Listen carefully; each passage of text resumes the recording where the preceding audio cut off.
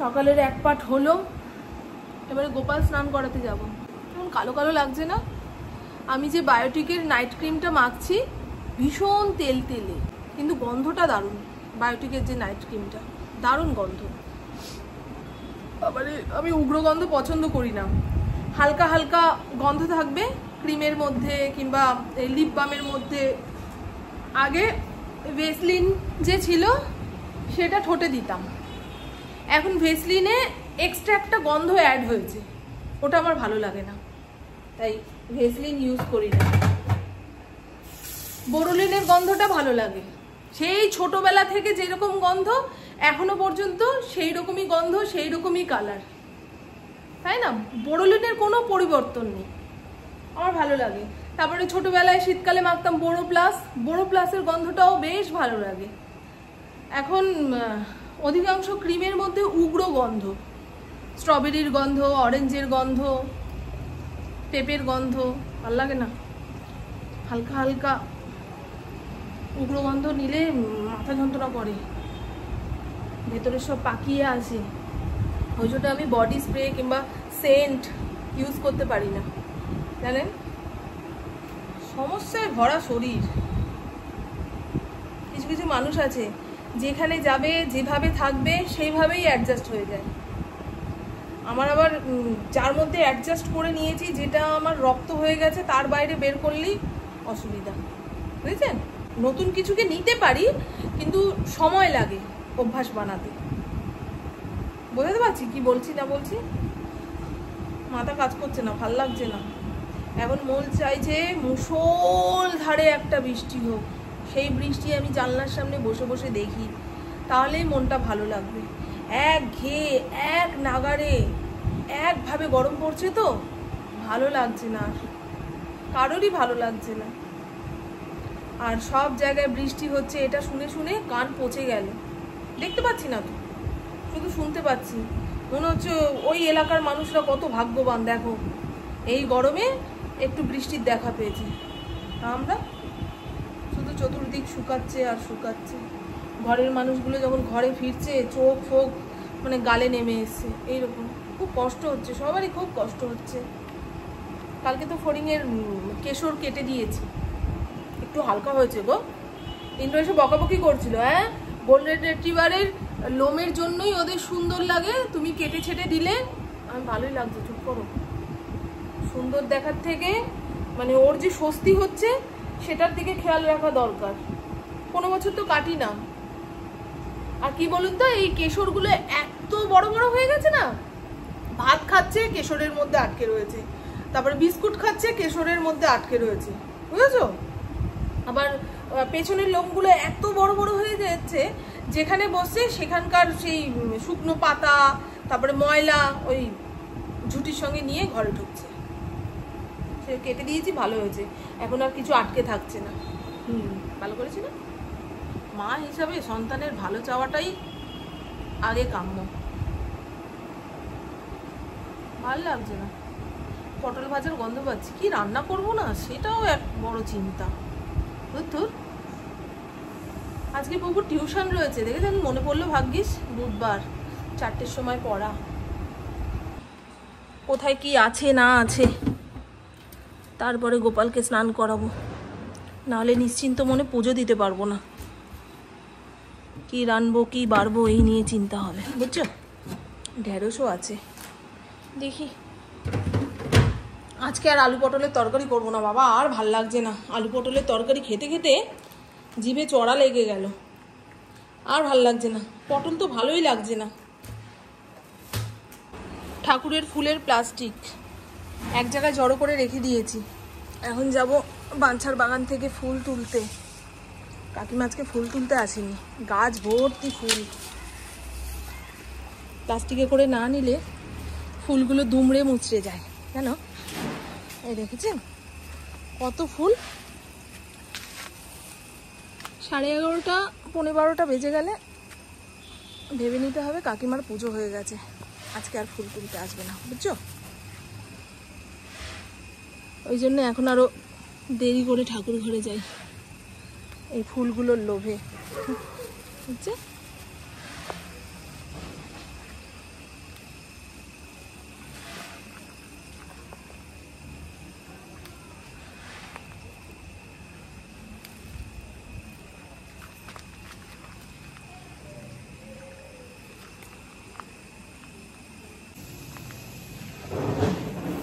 চলুন, আমার পুপু নিচের ঘরে আসুক, স্মুদিটা বানিয়ে হাতে ধরিয়ে দিয়ে ঠাকুর ঘরে যাব। চালটা ধুয়ে ফেলি।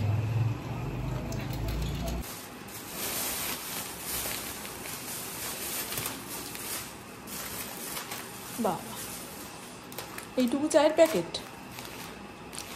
দুধ চা বানালে একটু বেশি পরিমাণে চা পাতা দিতে হয়, নাহলে কালার আসে না, স্বাদ হয় না। এর মধ্যে একটা আম আর 2 চামচ ওটস এই ঘুরিয়ে গ্লাসের মধ্যে দিয়ে দেবো। এটা খেয়ে পুপু অনেকক্ষণ যাবত থাকতে পারে জানেন।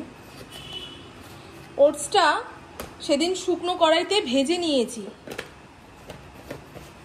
তাতে ওই কাঁচা কাঁচা যে আটার গন্ধটা সেটা বেরোচ্ছে না।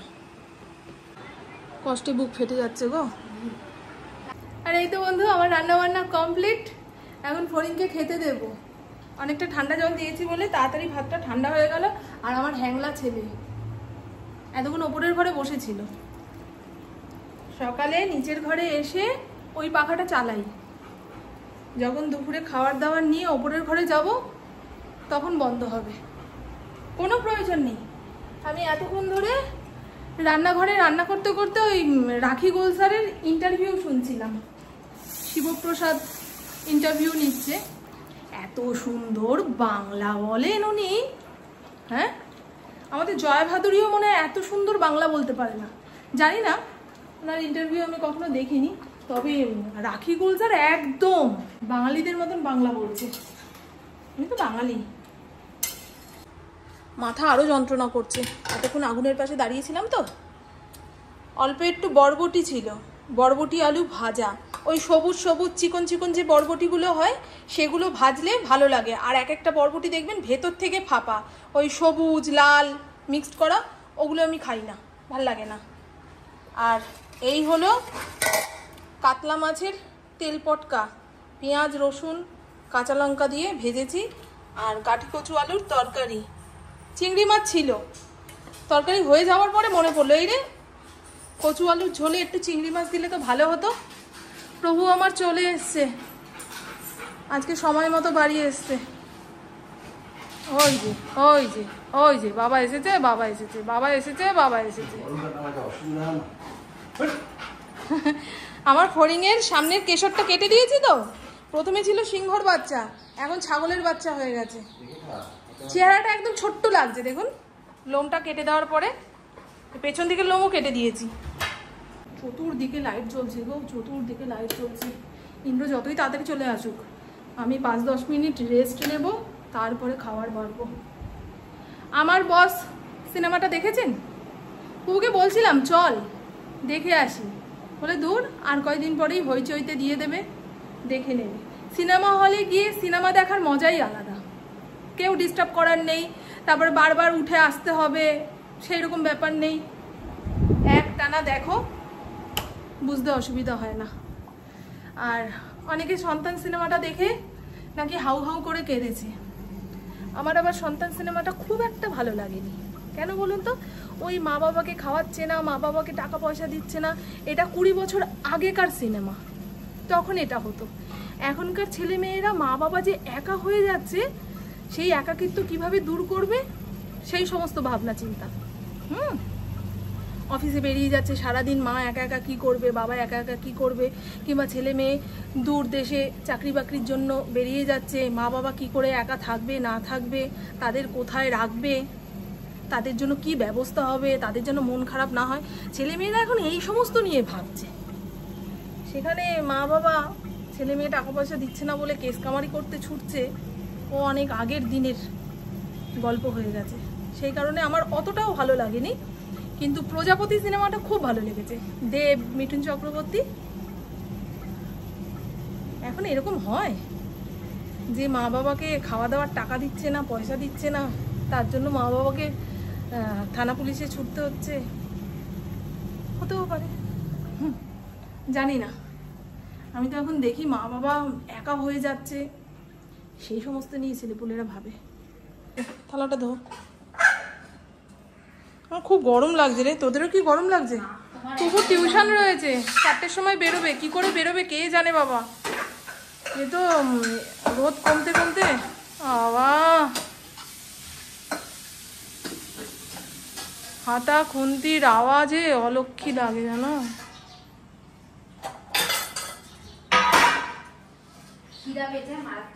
ইন্দ্র পুপুকে টিউশনে দিয়ে এসে বলে মামন জানলা কপাট খোলো, বাইরে মুষলধারে বৃষ্টি নেমেছে।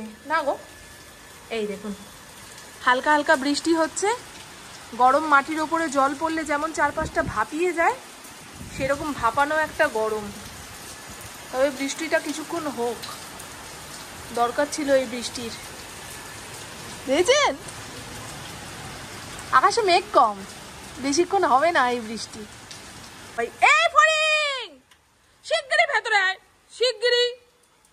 এত সাহস কে দিয়েছে? এই বৃষ্টির জলে অ্যালার্জি রয়েছে, এক ফোঁটা বৃষ্টির জল যেখানে পড়বে সেখান থেকে ঘা বেরোবে, বোঝো না? এই কারণে আমি মন ভরে বৃষ্টিও দেখতে পাই না জানেন। দরজা খুলে রাখলেই ফাঁক ফুকুর দিয়ে বেরিয়ে যাবে। চল চল আমরা ঘরে বসে জানলা দিয়ে দেখবো। এখন সময় সন্ধে 7:48। পুপু একটু আগে টিউশন থেকে ফিরলো, আর 5 মিনিটের কম সময় ধরে যেটুকু বৃষ্টি হয়েছে তাতে আরো গরম বাড়লো। আজকে তো আমার যোগব্যায়ামের ক্লাস ছিল, এর আগের দিন ছুটি ঘোষণা করে দিয়েছে, কিছু আছে মনে হয়। আর যোগব্যায়ামের ক্লাসে না গেলে বিকেলের দিকে কোথায় যাব না যাব এই ভাবতে ভাবতে আর বেরোনোই হয় না। মায়ের বাড়িতে যে যাব, মা এক এক সময় কীর্তন পাঠে বেরিয়ে যায়, কিংবা সূর্যর পরীক্ষা থাকলে ওইটুকু ঘরের মধ্যে পড়তে বসে। আমি গিয়ে বসলে না মায়ের সেলাইয়ের কাজের গন্ডগোল হয়ে যাবে, সূর্যর পড়াশোনার গন্ডগোল হয়ে যাবে, এই ভেবে আর ওই বাড়িতে আমি ঘন ঘন যাই না। যখন খুব ইচ্ছা করে তখন যাই, নাহলে তো ইন্দ্র প্রায় প্রত্যেক দিন গিয়ে খোঁজ নিয়ে আসে আমার মায়ের, আমার শাশুড়ি মায়ের। এই লোকটা বেশ ভালো গো, সবার সঙ্গে খুব সুন্দরভাবে জুড়ে থাকতে পারে। আমাদের ইন্দ্রর কথা বলছি।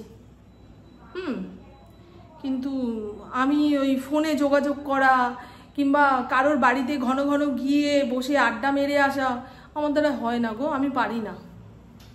আমার কারোর সঙ্গে বন্ধুত্ব করতে সময় লাগে, আবার বন্ধুত্ব হয়ে গেলে তার সঙ্গে আমি অনেক অনেক অনেক কথা বলতে পারি। ছোটবেলার মতন বন্ধুত্ব আর হবে না বুড়াকালে গিয়ে, তাই না?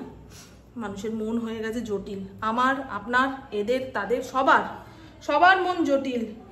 একদিনের বেশি 2 দিন কারোর খোঁজ নিলে বলবে ও ওই দেখো নিশ্চয়ই কোনো স্বার্থ আছে, হয় না? মানুষ এত অবিশ্বাসের ঘটনা ঘটাতে ঘটাতে একে অন্যকে বিশ্বাস করাই ভুলে যাচ্ছি। এ বড় জ্ঞানের কথা। চলুন, মারাত্মক গরম লাগছে তো, মানে কেমন তিত্তির করে ঘাম দিচ্ছে। আর জানেন আমার 2 দিন ধরে অজানা একটা টেনশন কাজ করছে, অ্যাংজাইটি হচ্ছে, বুকের ভেতরটা ধরাস ধরাস করছে, কিন্তু কি কারণে টেনশন হচ্ছে আমি বলতে পারবো না। আপনাদেরও কি কখনো এরকম হয় যে বুঝতে পারছেন না কি কারণে টেনশন, অথচ কি হবে, কি করলে ভালো হতো, এরকম একটা? সে যাই হোক, গরমের জন্য হতে পারে গো, বুকের ভেতরে ধরাস ধরাস ব্যাপারটা, মাথাও যন্ত্রণা করছে। একটু আগে দেখছিলাম এই কানটাও ব্যথা করছে। সবসময় ওই হেডফোন না এয়ারপড কানে গুজে গল্পগুলো শুনছি তো, তাতেও হতে পারে। সে যাই হোক, চলুন এবার একটুখানি ফেস প্যাক বানাই। আমার এই নাইটিটা আর পরার মতো নেই গো, রং চটে কি অবস্থা হয়ে গেছে। এমনিও তুতে কালার নীল রং খুব একটা থাকে না, ভরসা দিতে পারে না দোকানদারও। নিয়ে যান, যদি না চটে তো ভালো কথা, আর চটলে আমাদের কোনো দায় নেই। এই কালারটাই এরকম। ফ্রিজ খুলছি কেন? পুপু টিউশন থেকে ফেরার পথে চা খেয়ে এসছে, আমি আর চা খাবো না। দুপুরবেলায় মাছের তেল পটকা ভাজা দিয়ে ভাত খেয়েছি, এখনো ঢেকুর উঠছে। আর এবারের মাছটাতে না কেমন কেরোসিন তেল গন্ধ পাচ্ছি গো। যে জলে মাছটা ছিল সেই জলের মধ্যে মনে হয় কেউ 1 বালতি কেরোসিন তেল ঢেলে দিয়েছে, সেই জল খেয়ে ওর গা দিয়ে কেরোসিনের গন্ধ। কোথায় এরকম একটা হয়েছিল ঘটনা জানেন? কোন খাল না ঝিলে সেই পেট্রোলের গাড়ি থেকে না, হ্যাঁ ওই রকমই পেট্রোল পড়ে গেছিল, সেই পুকুরের মাছ কিংবা ঝিলের মাছ যেখানেই পড়েছিল পেট্রোলটা, খাওয়া যায়নি। দরজা কপাট খুলে দিই, ঘরে একটু ঠান্ডা বাতাস ঢুকুক, নাহলে গুমোট হয়ে রয়েছে। বৃষ্টি থেমে গেলে কি হবে, ওই দেখুন দেখেছেন বিদ্যুৎ চমকাচ্ছে। এরকম চমক দমক দেখে রাস্তায় বেরোনোটা কি ঠিক? এখন বৃষ্টি হয় কম, বাজ পড়ে, বিদ্যুৎ চমকায় বেশি। ওই দেন, দেখেছেন, দেখতে পাচ্ছেন ওই আকাশে। হ্যাঁ, পচা গরমে স্কিনকে সুস্থ সবল সতেজ রাখার জন্য যে ফেস প্যাকটা বানিয়ে আমি ফ্রিজের মধ্যে রেখে দিই, ধরুন রান্নাবান্না শেষে কিংবা ব্যায়াম থেকে ফিরে এসে নিজেকে খুব ক্লান্ত অনুভব করছি, সেই মুহূর্তে ওই ফ্রিজের ঠান্ডা ঠান্ডা ফেস প্যাক মুখে লাগালে না মনে হয় প্রাণটা ফিরে পাচ্ছি।